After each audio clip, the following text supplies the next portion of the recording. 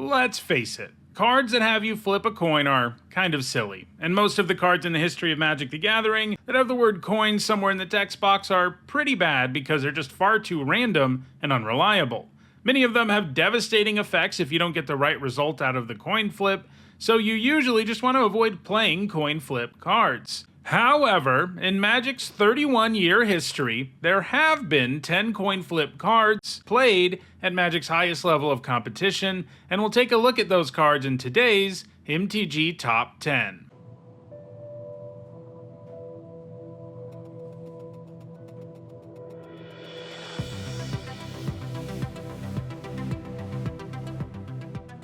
Before we get started, here's a quick reminder on how I score cards in these videos. A first tier top 8 is worth 2 points, this includes events like Pro Tours, and a second tier top 8 is worth 1 point. This includes events like regional championships. Alright, without further ado, let's take a look at Magic's top 10 coin flip cards.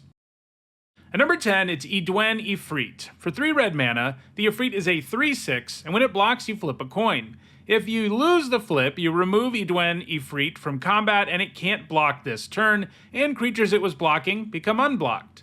So the coin flip thing here is downside for sure, but it's a very minor one. You just won't be able to block with the Ifrit about half the time, and come on. You're playing a card that costs 3 red mana, so you're probably not planning on blocking anyway. And indeed, the Ifrit has great stats for its cost, making it a formidable attacker. Its only point came in a legacy black-red aggro deck way back in 2007. It's unlikely to find itself in any more top 8s either, and more recent coin flip cards, like perhaps Breaches, will pass it in the future. At number 9, it's Goblin Assassin. For 3 generic and 2 red, it's a 2/2, and whenever it or another goblin enters the battlefield, each player flips a coin, and each player whose coin comes up tails sacrifices a creature. So in this case, we've got a symmetrical coin flip effect, except it's not as symmetrical as it seems at first. This is because it triggers when a goblin enters, and generally speaking, it's going to be your goblin, so you've added a new body to the board ahead of the coin flip, meaning you're more likely to come out on top more often than not. Back in 2018, Goblin Assassin saw sideboard play in goblin-centric dragon stompy decks. The Assassin was particularly useful against normally very hard to kill threats like huge reanimated creatures or true name Nemesis. Even though that creature getting sacrificed is left up to a coin flip, if you're making enough goblins, the coin is going to go your way at one point or another, especially in a deck running cards like Siege Gang Commander and Goblin Rabblemaster. That said, Goblin Assassin hasn't done anything in Legacy since 2018. At number 8, it's Odds and Ends. This is a split card, which means you can choose to cast one side or the other. The odds side is where the coin flip part shows up. It's an instant for 1 blue and a red, and when you cast it, you flip a coin, and if it comes up heads, you counter target instant or sorcery spell, and if it comes up tails, you copy that spell and choose new targets for the copy. Odds is the first card we've seen on this list that has a heads I win, tails you lose type effect. If you cast Odds and target an opposing instant or sorcery spell, you're going to feel pretty good regardless of the result of the coin flip, since you're either stopping the spell entirely or getting your own copy of it. On top of that, Odds also has another option, the Inside, which is an instant that costs 3 generic, a red, and a white, and forces a player to sacrifice 2 attacking creatures. That modality is pretty nice because it means if you don't have a target for Odds, you're likely to have a way to use it as removal. Odds and Ends was played in Jeskai control decks and block constructed, which could get plenty of mileage out of both sides of the card. At number 7, it's Molten Birth. For 1 generic and 2 red, this sorcery makes 2 1/1 red elemental creature tokens, and then you flip a coin. If you win the flip, it comes back to your hand. So with Molten Birth, the coin flip is purely upside. Paying 3 mana to get 2 1/1s isn't great, but when you get the spell back in your hand about half the time, you end up with a much better card.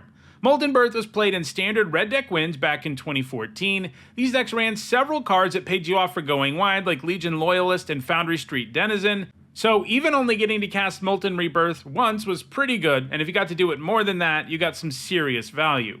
However, Molten Birth hasn't top 8'd anything since 2014. At number 6, it's Krark the Thumbless. Krark's Thumb is a coin flip-centric card from 2003, and 17 years later, we finally saw the guy that the thumb used to belong to. Unsurprisingly, he does stuff with coins too. For one generic and a red, he's a 2/2. Whenever you cast an instant or sorcery spell, you flip a coin. If you lose the flip, you return the spell to its owner's hand, and if you win the flip, you copy the spell and choose new targets for the copy. So, this effect isn't really a heads I win, tails you lose situation, since returning your own spell to your hand usually isn't a good thing. It effectively counters the spell, because it gets removed from the stack and doesn't resolve. However, if you succeed in the coin flip, doubling your spell is pretty strong. Krark is from Commander Legends, so the only 60-card formats he's legal in are Legacy and Vintage, but he has managed to see play in Legacy, where he saw some play in Delver decks between 2020 and 2021. These decks had a couple of cards that could get you upside out of Krark even when he bounced your spells to your hand: Dreadhorde Arcanist and Young Pyromancer. The Arcanist lets you cast spells from your graveyard, and if you get to double them, great. If you don't, well, you get a spell back in your hand from your graveyard and you can cast it again and try to double it again. Meanwhile, the Pyromancer triggers whether instants or sorceries resolve or not, so you get a 1/1 no matter what. It also works kind of interestingly with free spells that are prominent in Legacy like Daze and Force of Will. Obviously, you'd prefer they not get bounced back to your hand, but because they are free, there can be less downside associated with getting them bounced. Unfortunately for Krark, the Arcanist ultimately got banned out of Legacy, and since then, Krark hasn't just been thumbless, he's been homeless too. At number 5, it's Boom Pile. For 4 generic mana, this artifact can tap and you flip a coin. If you win the flip, you destroy all non-land permanents. Blowing up all non-land permanents for 4 mana is really strong, and this can do it right away, at least about half the time. Of course, the bummer is that if you don't win the flip, you're usually going to need to wait another turn to activate it, and if you lose the flip again, you're going to be in some serious trouble. Like Krark, Boom Pile is from a Commander set, so the only 60-card formats it's ever been legal in are Legacy and Vintage. Also, like Krark, it's found all of its success in Legacy. It's been played there in 12 post decks, which run lots of lands that tap for multiple colorless mana to power out colorless spells, but 12 post decks don't run very many lands that produce colored mana, and when they do, it's usually green mana. As a result, they don't normally have access to a whole lot of removal, but Boom Pile is colorless and is by far the most efficient colorless board sweeper, and also really easy for the deck to cast. It's seen a bit of play here and there ever since 2017, but so far it doesn't have any points in 2024. At number 4, it's Frenetic Sliver. For 1 generic, a blue and a red, it's a 2/2, and like all slivers, it grants itself and other slivers an ability. In this case, it gives them all an activated ability that costs 0 mana, and you flip a coin. If you win the flip, you exile the sliver and return it to the battlefield under its owner's control at the beginning of the next end step, but if you lose the flip, you sacrifice the creature. So this is one of those flip a coin effects that has a pretty problematic downside. However, you can minimize that downside by using it in response to removal, because in that situation, your creature's going to die anyway, and if you win the flip, your sliver dodges the removal, so if things line up that way, it's just upside. Frenetic Sliver achieved its first top 8 in Time Spiral Block Constructed's Wild Pair combo deck. If you have Wild Pair in play and you play a creature, you get to search your library for a creature with the same total power and toughness and put it into play. The deck consisted almost entirely of 1/1 and 2/2 slivers, so they all tutor stuff up for you directly to the battlefield. Used correctly, this could let you really rip through your entire deck and win the game with a combo. The deck's main combo pieces were Wild Pair, Dormant Sliver, Reflex Sliver, and Gemhide Sliver. Getting all of those into play was made easier by Wild Pair, and once you had those 3 slivers and the enchantment in play, you would be drawing tons of extra cards, since every sliver you played would trigger Wild Pair and Dormant Sliver. Because you had Gemhide Sliver and Reflex Sliver in play, all of your slivers could also produce mana right away, letting you play more slivers, which in turn drew you more slivers. Eventually, though, you would need to find Frenetic Sliver so that you could get rid of that Dormant Sliver, because it gives all of your slivers Defender, and you need to be able to attack to win the game. More recently, it's been played in modern sliver decks where it's not enabling combos, it's simply a way to protect your slivers from removal. Frenetic Sliver's effect can even help your slivers avoid sweepers, since the creatures don't come back until the end of turn. Frenetic Sliver has a decent shot at gaining more points in the future. At number 3, it's Ral Zarek. For 2 generic, a blue and a red, he's a 4 loyalty planeswalker, and he qualifies for this list because of his ultimate. It's a -7 that has you flip 5 coins, and then you get an extra turn for each one that comes up heads. Time walks are among the most powerful effects in Magic, and when you're flipping this many coins, it's very unlikely you don't end up with at least 1 extra turn, and usually you're going to get more than that. In addition to that powerful ultimate, Rawl of course comes with some other abilities. He has a +1 that taps a permanent and untaps another permanent, and a -2 that does 3 to any target. The whole package here made him a pretty nice controlled planeswalker, one who can remove creatures and protect himself to a degree, and if you ever reach that ultimate, the game is usually over. Rawl found most of his success in standard control decks and even managed one Vintage Championship top 8 in a planeswalker-centric control deck, but he hasn't gained any points since 2015. At number 2, it's Frenetic Ifrit. For one generic, a blue and a red, it's a 2/1 flyer, and it has an activated ability very similar to Frenetic Slivers, because that's a card that references this one.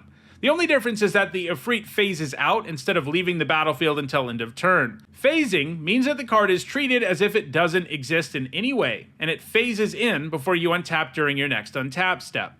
So as with Frenetic Sliver, this is an ability that makes the Ifrit a real pain to deal with when it comes to removal, since half the time he'll survive it. And during the era of Mirage, a 3-mana 2/1 flyer was also reasonably efficient. It found a ton of success in 1997 across 3 different formats. It was generally used as a win condition in blue-red based control decks. These decks also packed tons of counter magic to protect the Ifrit, so the chances of it dying were even lower. The Ifrit hasn't top-8'd anything since 1997 though, and it's never going to move up this list, and the number 1 card in this list will probably be the number 1 forever, and that's because the number 1 card on this list is Mana Crypt. Probably not surprising anyone. For 0 mana, the Crypt is an artifact that can tap for 2 colorless. That's insane acceleration, so they did make sure it has some coin-related downside. During your upkeep, you flip a coin, and if you lose the flip, it does 3 to you. The Crypt is so powerful that I think even if it did 3 to you every single turn, it'd be worth playing, so the fact that it doesn't damage you about half the time makes it the best mana rock in the game that isn't in the Power 9. It's only ever been legal in Vintage, where it's restricted. The one copy of Mana Crypt is played in more decks in Vintage than it isn't played in, and that's not going to change anytime soon. It's simply one of the most powerful Magic cards ever printed, so it's no surprise that it's also the best coin flip card in the game. So that does it for this top 10. If you're interested in flipping some coins, check out the description where you can find a direct Card Kingdom link for each card that appeared in this video. If you want to make sure you catch future videos, don't forget to subscribe. If you want to catch up on past videos, including many more MTG top 10s, you should see a playlist on your screen shortly. Thanks for watching.